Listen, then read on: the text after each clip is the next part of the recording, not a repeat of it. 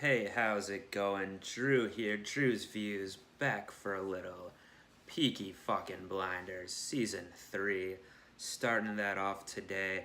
Been a couple weeks since I finished Season 2, had a little hiatus going, but I'm ready to get right back into it, right back to Birmingham, see what the boys and girls are up to in, the early 20th century there. So, last time on the finale of Season 2, well, look, Grace is back in the picture. Grace, she told Tommy she's pregnant with his baby, but she's married, of course. So we got to see where that's going. Then Tommy almost didn't make it out of the season alive. He had done the deed for Campbell and the IRA, or whatever it was for Churchill and all that. Got the guy killed, screwed over his new secretary, though, unfortunately. So she had a rough go of it. He almost got killed then, but one of Churchill's secret operatives, I guess, stepped in, shot the other two guys, and Tommy kind of limped away, traumatized but alive.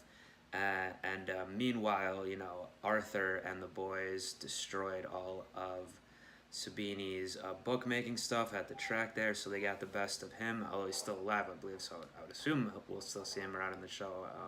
And hopefully Solomon's as well, a Tom Hardy character. Mid-season, he had kind of betrayed, I guess, Tommy and the Shelbys, but then, Tommy got to him in the last episode there again. I believe it was the last one, with help from his sister's friend there with the bomb, or the theoretical bomb. Got Solomon's back on his side, so yeah, hope we see all these characters again. And probably one of the biggest things that happened was Aunt Polly got her revenge on Campbell, got the revenge for everyone. Capped him, he's dead, he's off the show. R.I.P. Sam Neill, R.I.P. Inspector Campbell. So that's good, because he just stepped over the line one too many times last season, the first two seasons in general, but especially with what he did to Polly. So glad that happened. And then a big thing that happened overall of season 2 was Polly's long-lost son, Michael, came back in the picture, decided to let her be his mother again, but really has designs on being a gangster like his cousin Tommy, or all his cousins here. I've said a lot of times in my recaps throughout last season that, Tommy is not good for people. He just essentially uses them for the most part to his own ends.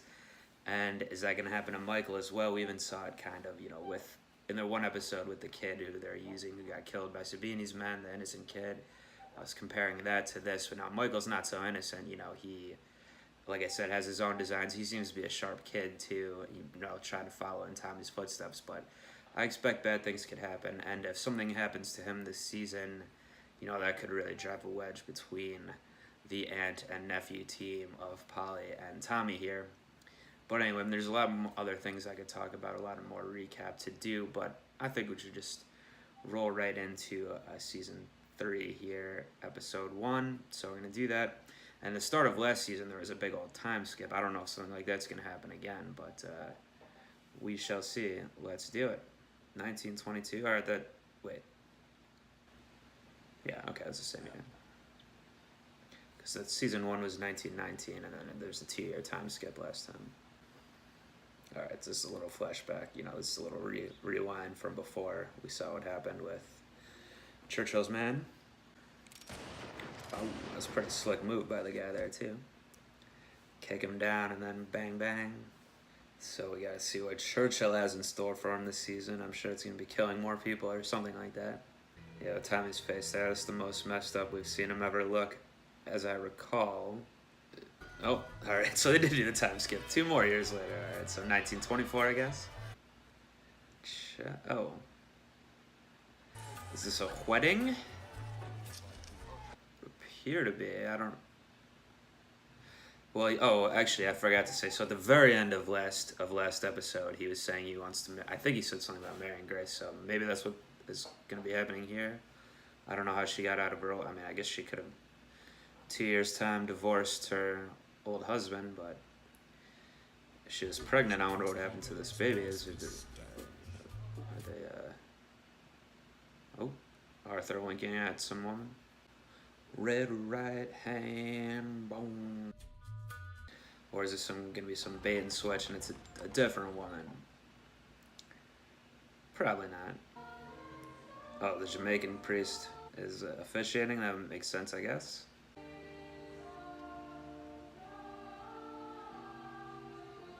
Very purple outfit here. I don't really know what's up with all these military guys. Is it something with her side of family? I guess maybe, because her dad's served with Campbell in the military, maybe? Or, well, he wasn't in the war, but... Yep, it's her. We haven't really heard a song like this on the soundtrack before that I recall. And they always do the anachronistic music, but... Oh yeah, they have a son, okay. I wonder why they're just now getting married. Maybe something to do with her old husband. Michael Shelby, take Grace Helen Burgess to be your lawful wedded wife. Oh, dude. I now pronounce you I wonder what the child's name is. Sure, we'll find out.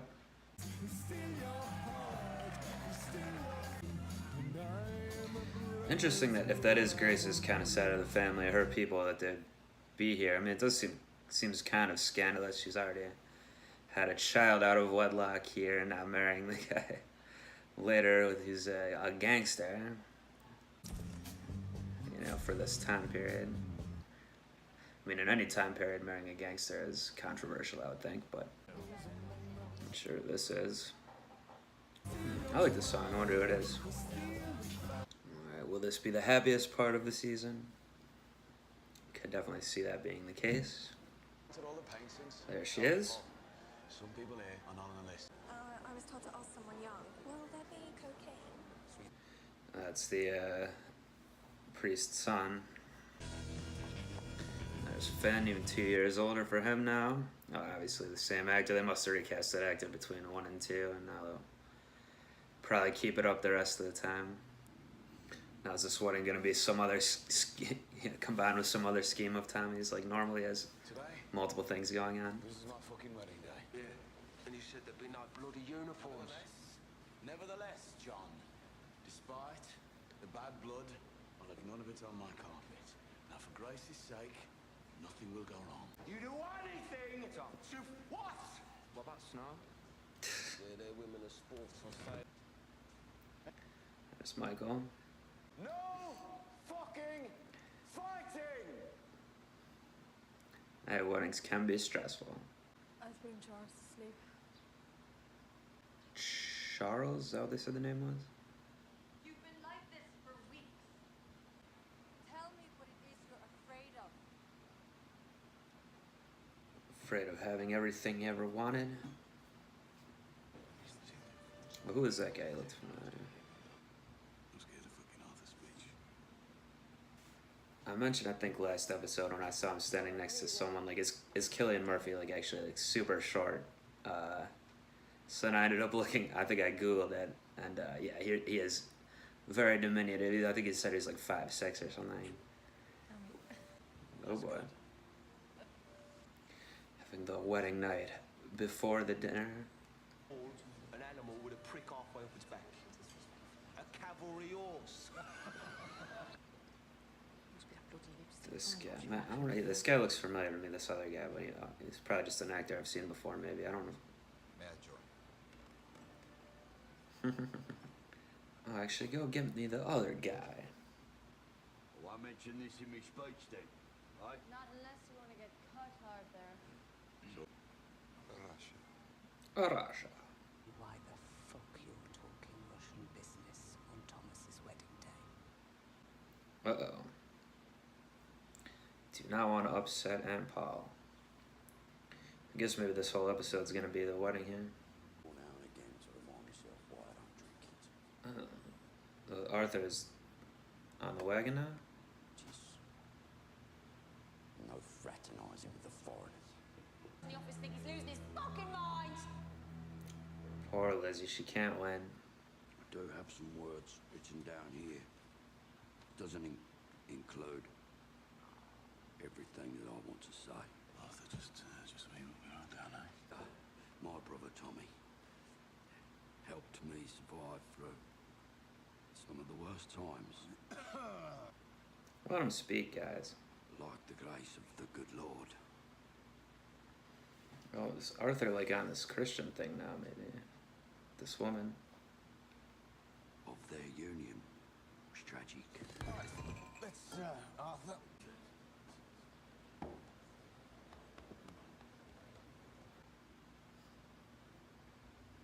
Most of the race is side. Don't even know her husband killed himself. They think it was an accident. So I wonder if she's passing off the kid as her dead husband's then. For them, family is a weakness. They go after him. For me, family is my strength. There's business to be done. I need you. Now, fuck speeches, fuck weddings. You're my best man, every fucking day. Of course, he always has something else going on. It's not always right to listen to Linda. Linda, that's her name, okay. Why does he trust his aunt more than his brother? So you made contact on my wedding day. You're now very powerful enemies. I thought you trusted women. I don't trust Birmingham. I'll have it picked up. By who? By the police, pal. I'm exactly sure what's going on here yet. Well, your friend gave this to me. He said you ordered it. Oh, it's the cocaine. I guess Michael's 19 now, or 20. In London, we were told you were all gangsters. So just random people showing up to this. I put it all together, but I don't partake. It's like the consigliere type. Oh yeah, I forgot about the whole thing that Polly said she would never forgive Grace, or all that whole thing from season 1. So I wonder how this is gonna be. Oh, I see. Sammy's orders. No upsets tonight. The hair, everything. Okay. Royalist Russians buying weapons to fight the Bolsheviks in Georgia. They started the business tonight. Forget I used to do this for a living. Oh, I haven't forgotten, sweetheart. It's hard to tell who's getting the upper hand right now. I promise. Was there another character named why did they name their son Charles? It sounds familiar, but... Oh, was it the whiz-bang guy? Was that his name, Charles or Charlie? Season 1, that might be it. Arthur. So this is business he's doing behind Churchill's back, I guess is what they said. Yeah. Good luck with this one, Tom. Got a firecracker coming in. Whoever it is up there, he gave the wrong name. What name did he give? No. I don't trust any of you. All I know is no variations. That's from Churchill himself. Oh, so Churchill is involved now. Can you do it? Oh, I think he can. Oh, I think I know where he's from. It's another Game of Thrones actor. Years ago. But he has a mustache and no wheelchair here. It's Martel. So we kill him. He's alright. We should never have got into this, Tom. There was no choice. No fucking shovels it. Aye? If we fucking refuse, they will see to it that we hang for one of our many sins. That's why I've asked for dollars. Oh, they still want to do stuff in America with the prohibition, I guess. Really enjoyed the depiction of you in the dining room. Johnny Curdy, you'll be fine. Care the fuck he's coming. Johnny, back time.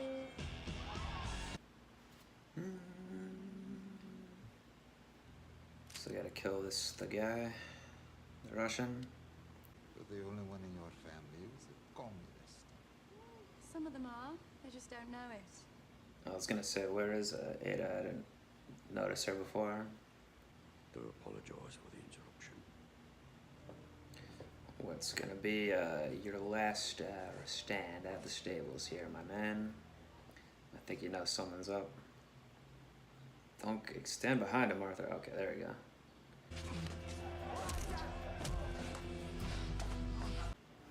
Alright, so now we're getting a little action. That was Michael, I assume. I'm not really sure why Arthur didn't just... He was just shooting him, but... You got me good here. What was that? It's probably just a car backfiring.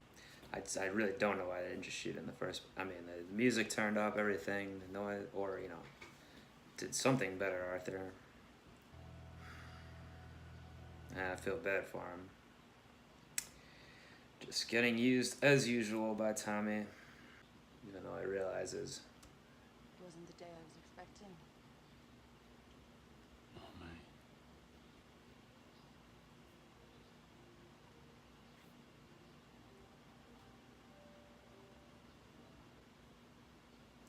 Is this Polly's door? Anytime you're in London, we could have tea.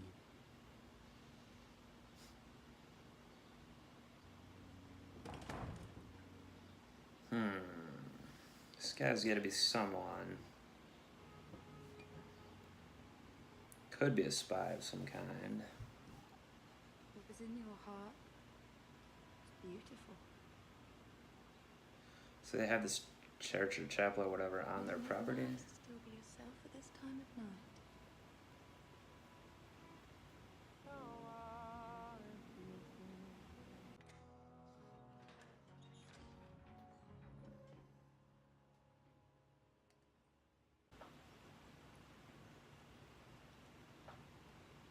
Well,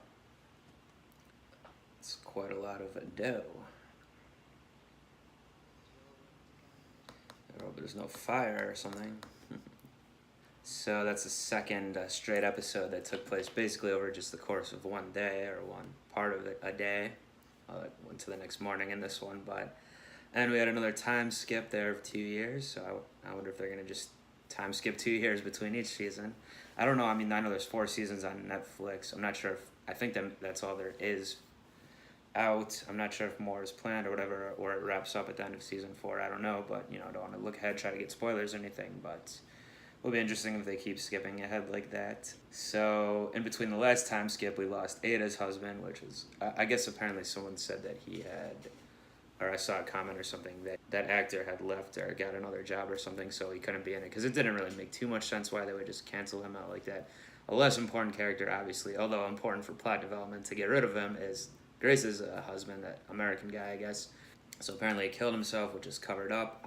I have to assume that the baby Charles there is said to be his child, you know, the dead guy's child, even though, of course, it seems like it's Tommy's. Although I don't know if they have the exact proof of that back in this time period, medical-wise, but her and her other husband had problems conceiving. Then she gets back with Tommy, gets pregnant right away. Sometimes you gotta, you know, things happen just for the sake of the plot. I get it. Maybe because she has the child is why her family or her people are okay with her marrying Tommy. I mean, there was still a lot of that friction there, obviously. Now those soldiers or whatever they were, I mean, at first I was like, they're military or they're police or whatever. I don't know what the uniforms were exactly. They had a word for it, like it's not Mounties, that's a Canadian thing. But whatever it was, or the cavalry, I think that's what it was, and it was something horse related, so I assume that means military, but you know, you miss a lot of things in a 2-year time skip. Apparently Arthur got sober for the most part. He's off the cocaine. I thought the cocaine thing would bring him down a certain, you know, when they introduced that last season. It's still a plot element a little bit here, but it was more with some random girl asking for it and Michael giving it to her. So not too much Michael, but we see the position he's in. As I assumed, he seems like the consigliere, or that's what they call him, the Italian mob at least. But even when he was first introduced last season, I saw him kind of being maybe something like that. I made the reference to Robert Duvall's character in The Godfather, and there's some more Godfather allusions in this one. There was one quote or something that reminded me of The Godfather in this episode too. I don't recall exactly what it was, but anyway, back to Arthur though. He was the main kind of thrust, I would say, of this episode. And I do feel bad for him, like I mentioned, and you know, he's kind of the tragic character of the show in the most part. I'm glad he has a good woman now, good Christian woman getting him on the right path, but obviously there's going to be friction between the two of them, I imagine, and between him and Tommy with this push-pull. You know, it even says it in this who does the dirty work sort of thing. It's got to be him, which is unfortunate, you know, for him. Always getting used like that. And the whole thing with the speech, you know, I see why Tommy didn't want to start talking, especially since there's things to cover up, but, you know, again, you could just let him talk a little bit more. also, like I said, I don't know what that assassination of the Russian guy. Well, that was a little confusing to begin with. I know there was, like, I guess Churchill is involved with this. The government does want them to do this, whatever they're doing with the Russians. So they're making all this money, and then Tommy mentioned, I guess, something about Boston. So they, even from last season, there was something about they want to get going in America because of Prohibition, make money there.